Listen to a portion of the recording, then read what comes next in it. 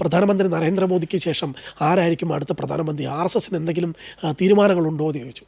അപ്പോൾ അദ്ദേഹം നൽകിയിട്ടുള്ള മറുപടിയാണ്, RSS എന്ന് പറയുന്ന ഒരു ഫാക്ടറിയാണ്, ഇനിയും ഒരുപാട് നരേന്ദ്രമോദിമാർ നിങ്ങൾ കാണാത്തിടത്തുണ്ട്, അവർ നാളെ വരും. അത് ആരാണെന്ന് ഒരു തരത്തിലും പ്രവചിക്കാൻ വേണ്ടി പറ്റില്ല. അത് സംഘം അപ്പോൾ തീരുമാനമെടുക്കുന്നതാണ്. അത് നരേന്ദ്രമോദി കഴിഞ്ഞാൽ യോഗ്യയാണ് എന്ന തരത്തിൽ മാധ്യമങ്ങൾ വാർത്ത കൊടുക്കുന്നതിനകത്ത് അടിസ്ഥാനമില്ല. അത് തന്നെയാണ് കാര്യം.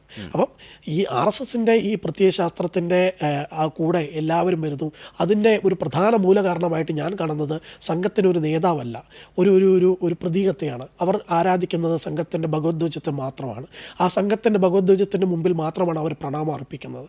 അതുകൊണ്ട് തന്നെയാണ് എന്താ പറയുക, ആ ഒരു കാര്യക്രമം ഇപ്പോഴും അതേ നിലയിൽ തന്നെ പോകാൻ പറ്റുന്നതെന്നാണ് എനിക്ക് മനസ്സിലാക്കാൻ വേണ്ടി സാധിക്കുന്നത്. നമുക്ക് ചുരുക്കത്തിൽ പറഞ്ഞ ഒരൊറ്റ കാര്യമുള്ളൂ, ചിറ്റാരിപ്പറമ്പിൽ RSSൻ്റെ സ്വയംസേവകർ പൂർണ്ണ ഗണവേഷമിട്ട് 2 കിലോമീറ്റർ പദസഞ്ചലനം നടത്തിയപ്പോൾ അവിടുത്തെ എല്ലാ CPMകാരും തന്നെ RSS നിരോധിത മേഖല എന്ന് എഴുതി വെച്ച ഫ്ലെക്സ് ബോർഡ് എടുത്തുകൊണ്ട് ഓടേണ്ട സ്ഥിതിയിലേക്ക് കാര്യങ്ങൾ പോയി എന്ന് തന്നെയാണ് മനസ്സിലാക്കാൻ പറ്റുന്നത്.